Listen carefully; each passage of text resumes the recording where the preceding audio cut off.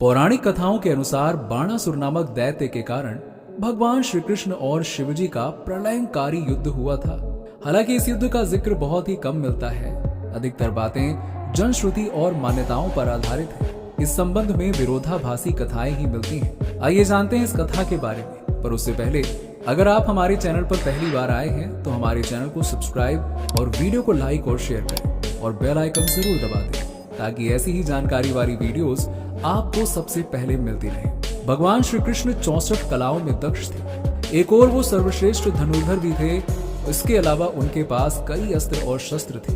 उनकी नारायणी सेना उस काल की सबसे शक्तिशाली सेना थी। श्री कृष्ण से प्रद्युम्न और प्रद्युम्न से अनिरुद्ध का जन्म हुआ। प्रद्युम्न के पुत्र तथा कृष्ण के पौत्र अनिरुद्ध की पत्नी के रूप में उषा की ख्याति है।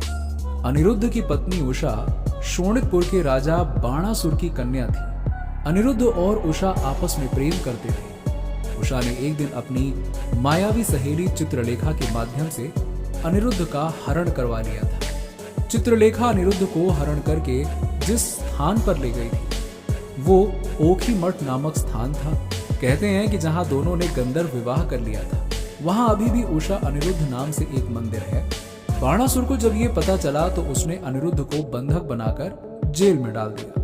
बाणासुर को शिव का वरदान प्राप्त था। भगवान शिव ने उसे उसकी रक्षा करने का वचन भी दिया था। जब भगवान श्री कृष्ण को इस घटना का पता चला तो वो अपनी सेना लेकर बाणासुर के राज्य में प्रवेश कर गए। जब भगवान श्री कृष्ण को ये पता चला कि बाणासुर ने अनिरुद्ध को बंधक बना लिया है तो वो बलराम प्रद्युम्न को साथ में लेकर शोणितपुर पहुंच गए। बाणासुर को जब इस बात का पता चला तो उसने भगवान शिव का आह्वान किया और उनसे अपनी रक्षा करने का निवेदन किया। ऐसे में भगवान शिव भी रुद्राक्ष, वीरभद्र, कूपकर्ण, कुंभदा, नंदी, गणेश और कार्तिकेय के साथ बाणासुर की रक्षा करने के लिए पहुंच गए।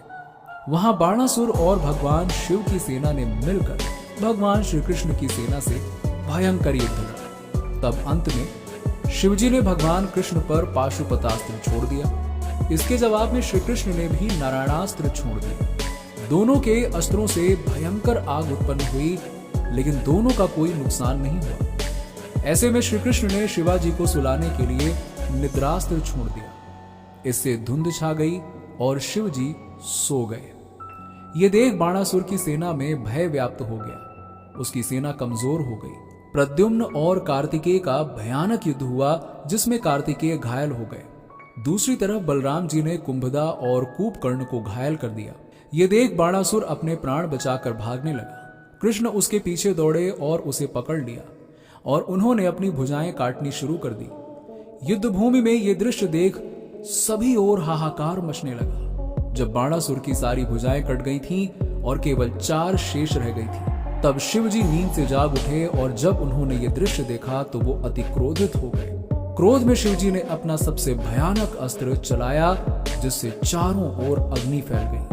हर तरफ भयानक जीवाणुओं के कारण ज्वर और बीमारियां फैलने लगी। ये देखकर श्री कृष्ण को ना चाहते हुए भी अपना आखिरी शस्त्र चलाना पड़ा। सभी ओर हाहाकार मच गया। ये भयंकर दृश्य देखकर नारद मुनि सहित सभी देवी देवता, यक्ष, गंधर्व आदि ब्रह्मा जी से इस युद्ध को रोकने का निवेदन करते हैं। लेकिन ब्रह्मा जी इस युद्ध को रोकने में अपनी असमर्थता व्यक्त करते हैं। तब वो सभी मिलकर पराशक्ति देवी भगवती माँ दुर्गा की आराधना करते हैं। माँ दुर्गा प्रकट होकर दोनों पक्षों को शांत करती हैं। उस समय श्री कृष्ण कहते हैं, हे माते, मैं तो बस अपने पौत्र अनिरुद्ध को स्वतंत्र कराना चाहता हूँ।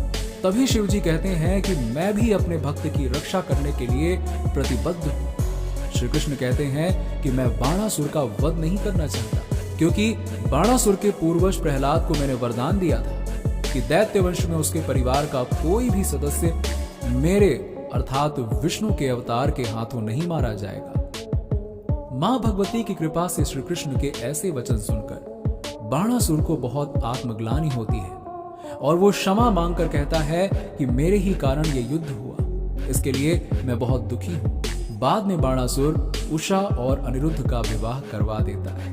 तो आज की वीडियो में बस इतना ही। आप हमारे चैनल पर पहली बार आए हैं तो चैनल को सब्सक्राइब करें, बेल आइकन को जरूर दबा दीजिएगा ताकि आपको ऐसी ही ज्ञान भरी बातें मिलती रहें। मिलते हैं आपसे अगले वीडियो में।